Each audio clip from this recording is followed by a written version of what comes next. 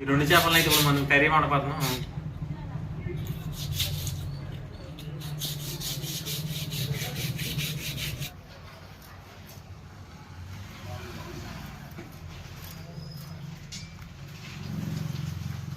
ఆడిపోతుంది. ఇప్పుడు మళ్ళీ మనం కొద్దిగా పైన టేస్ట్ కోసం అయితే కొత్తిమీర అయితే వేసుకోవాలి. కర్రీ అయితే చాలా అంటే చాలా బాగుంది, మంచి టేస్ట్ ఉంది. ఫుల్ వీడియో మొత్తం పెడుతున్నాను చూడండి, చాలా ఇంట్రెస్ట్గా ఉండిద్ది.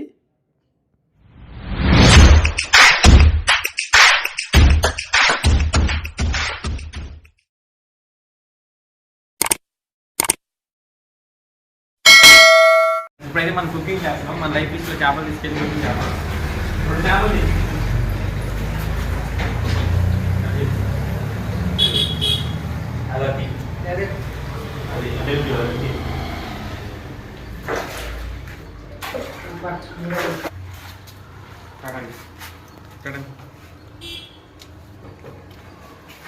చూడండి ఒకసారి, మనమైతే చేపలు తీసాం. చేపలు మొత్తం 3 కేజీల 700 గ్రాములు వచ్చినాయి. లేదు తీసాను. 2 కేజీల నాకు వచ్చినాయి. 2 కేజీల అయితే ఇప్పుడు మనం 2 పచ్చడి అయితే చేశాను.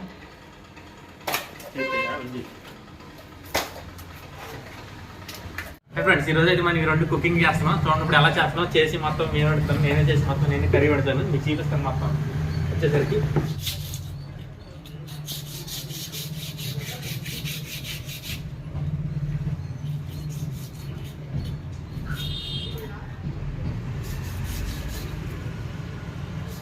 ఓ షేట్, కొద్దిగా తెగిపోయింది.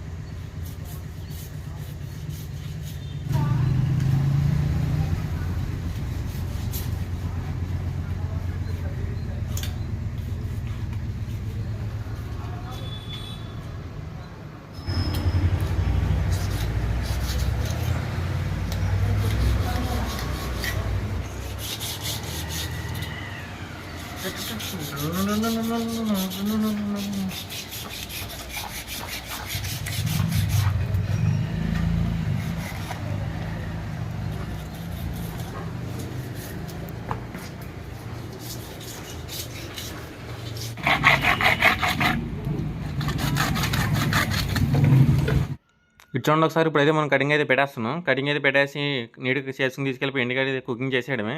ఇప్పుడైతే నేను కటింగ్ పెట్టేస్తున్నాను సార్, చూడండి.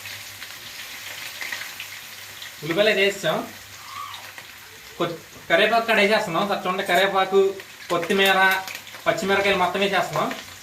బెండకాయ ముక్కలు అయితే ఇప్పుడు వేయకూడదు. బెండకాయ ముక్కలు అయితే తర్వాత కూర ఉడుకుతున్నప్పుడు వేయాలి. ఫస్ట్లో అయితే బెండకాయ ముక్కలు వేయకూడదు. మనం ఒకసారి మొత్తం వేసిన తర్వాత ఒకసారి కలుపుతాం. చూడండి ఒకసారి. ఇది వచ్చేప్పటికి నూనెలో బాగా మగ్గనిచ్చేయడమే.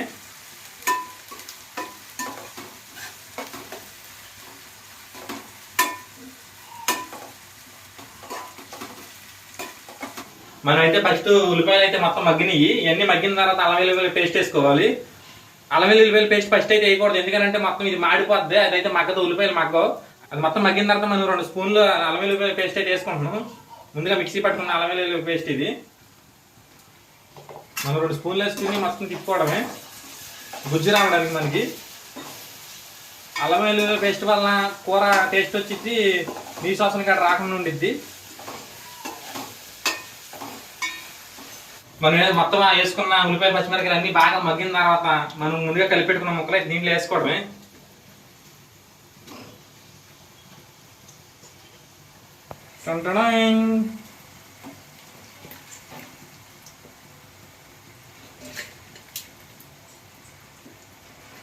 తలకాయలు మాత్రం పెద్ద పెద్ద చూడండి ఎలా ఉంటుందో. ఒక తలకాయ అయితే ఉంది 1/2 కేజీ.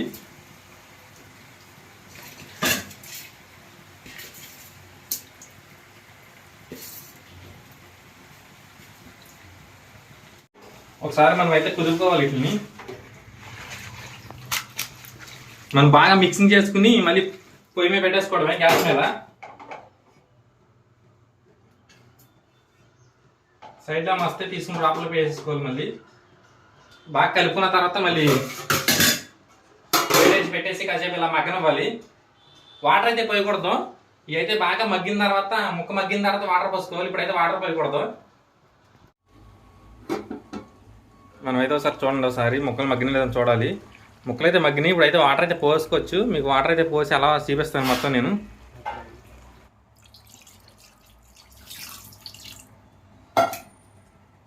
వాటర్ అయితే పోసుకున్నాము. వాటర్ అయితే పోసుకుని ఒకసారి అయితే తిప్పుకోవాలి.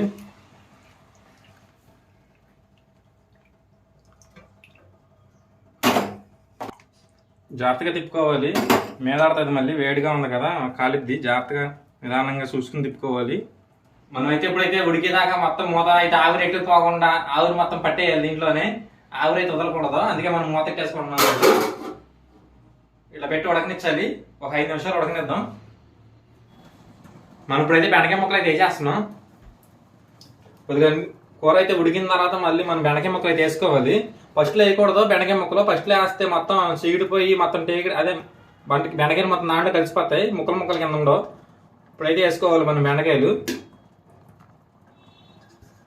దీంట్లో బెండకాయలు ఉన్నట్టు టేస్ట్ మొత్తం ఆ కూరలో దిగి కూరను బెండకాయలు మిక్స్ అయితే చాలా టేస్ట్గా వస్తుంది. కర్రీ వచ్చేపాటికి బెండకాయ ముక్కలు వేసాం కదా, ఒకసారి అయితే కలుపుతున్నాను. ఒకసారి తిప్పుకోవడమే. ఇలా తిప్పుకుని మనం మళ్ళీ పెట్టేసుకోవడమే గ్యాస్ మీద. ఇలా పెట్టేసిన తర్వాత దీని మీద మళ్ళీ మూతెట్టేయడమే. మళ్ళీ మనం ముందుగా నానబెట్టిన చింతపండు పులుసు అయితే ఇప్పుడు మనం కలుపుకోవాలి. రసం వచ్చేలాగైతే పిసుకున్నాం అనుకో, దీంట్లో గుజ్జు మొత్తం దిగిద్ది. అదైతే మనం కూర ఉడకనిచ్చిన తర్వాత అప్పుడు కూరలో వేసుకోవాలి. ఫస్ట్ అయితే వేయకూడదు కూరలో. ఒకసారి చూడండి, ముందుగా మనం కలిపి పెట్టుకున్న ముక్కలు అయితే 4 ముక్కలు అయితే తీసాను ఫ్రైకి. అయితే ఫ్రై కాడ లేకపోతే బాగోదు అసలు. మనకి ఫ్రై మాత్రం ఉండాలి కన్ఫామ్గా. ఇంకా ముక్కలు ఫ్రై అయితే చేస్తున్నాము. నూనె అయితే కాగింది. ఇప్పుడు ముక్కలు అయితే దాంట్లో వేసేస్తున్నాను. చూడండి ఒకసారి.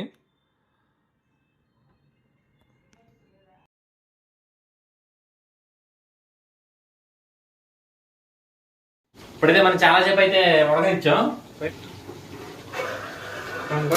పక్కన చూడండి ఒకసారి చేప ముక్కలు ఎలా ఎగిపోతున్నాయో. ఇప్పుడు మనం ఈ చింతపండు పులుసు అయితే వేసేయడమే, కూరలో వేయడమే. ఇది తొక్కంది కదా, ఈ తొక్కనైతే వెళ్ళకూడదు. మనం చేయాలి అడ్డు పెట్టాలి.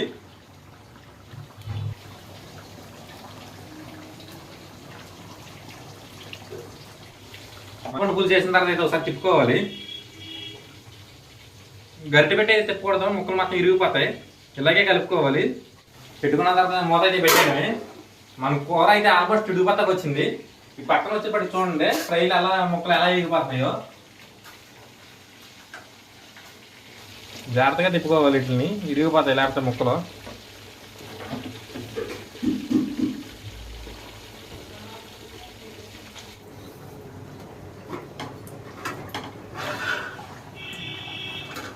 కూర చూసారా అలా ఆడిపోతుంది. ఇప్పుడు మళ్ళీ మనం కొద్దిగా పైన టేస్ట్ కోసం అయితే కొత్తిమీర అయితే వేసుకోవాలి. కూరలో మెయిన్ పాత్రలు ఇవే. ఈ మాత్రం లాస్ట్లో వేసుకుంటే కూర మాత్రం ఎక్సలెంట్గా ఉండిద్ది. 2 ఎల్లుల్లిపాయలు, కొద్దిగా జీలకర్ర వేసుకుని కసాబెసా కొద్దిగా దంచుకుని ఇప్పుడు మనం కూర ఉడికిందో లేదో ఒకసారి చూద్దాం.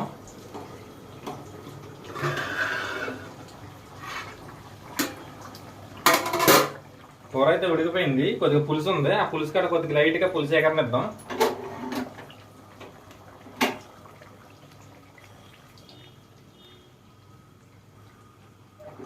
మళ్ళీ కాసేపు పెట్టుకుని పొయ్యి మీద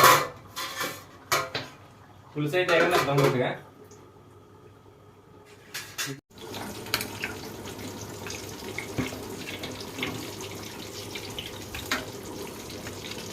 చారు ముక్కలు అయితే ఎగిదాకా వచ్చేసినాయి.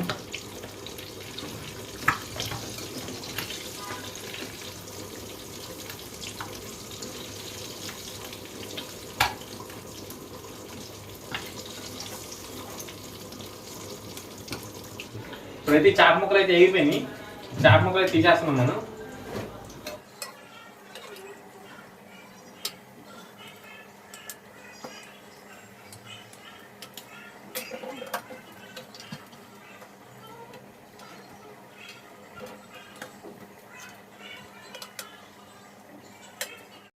ఒకసారి అయితే చూద్దాం కూర అయితే ఎలా ఉడికిందో. ఒకసారి చూడండి, కూర అయితే ఉడికిపోయింది. ఇప్పుడైతే మనం పైన ముందుగా దంచుకున్న ఎల్లిపాయ జీలకర్ర ఉంది కదా, ఆ 2 ఇప్పుడు పైన జల్లేసుకోవడం మనం వచ్చేసరికి కూర టేస్ట్ కోసం పైన జల్లుకుని తిప్పుకోవాలి కాసేపు, మీకు దాంట్లో కలిసేటట్టు మిక్సింగ్ అయ్యేటట్టు. ఇప్పుడు చూడండి, నేను పైన అయితే జల్లుతున్నాను. ఇప్పుడు ఈ ఫ్రై ముక్కల్లో మనం అయితే కొత్తిమీర అయితే వేసుకోవడమే. మనం రౌండ్గా కట్ చేసుకున్న ఆనియన్స్ అయితే పెట్టేస్తున్నాను.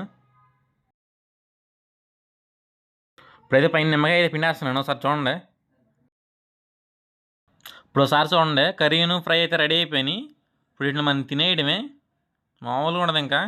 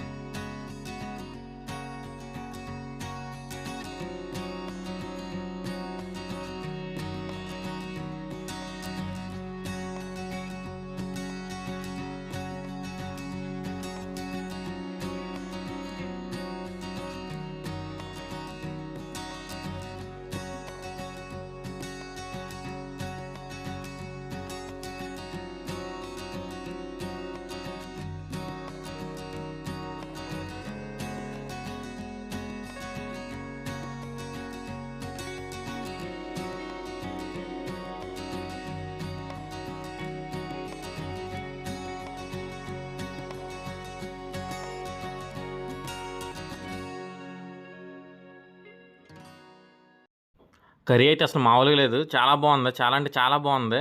ఒకసారి మీరు కూడా ట్రై చేయండి. మన ఛానల్ లైక్ చేసి, షేర్ చేసి, సబ్స్క్రైబ్ చేయండి. మీరు సబ్స్క్రైబ్ చేస్తే నాకు ఇంకా బూస్టింగ్ వచ్చి ఇంకా మంచి మంచి వీడియోస్ మీ ముందుకు తీసుకొస్తాను. Please subscribe. ఇంకో వీడియోతో కలుద్దాం.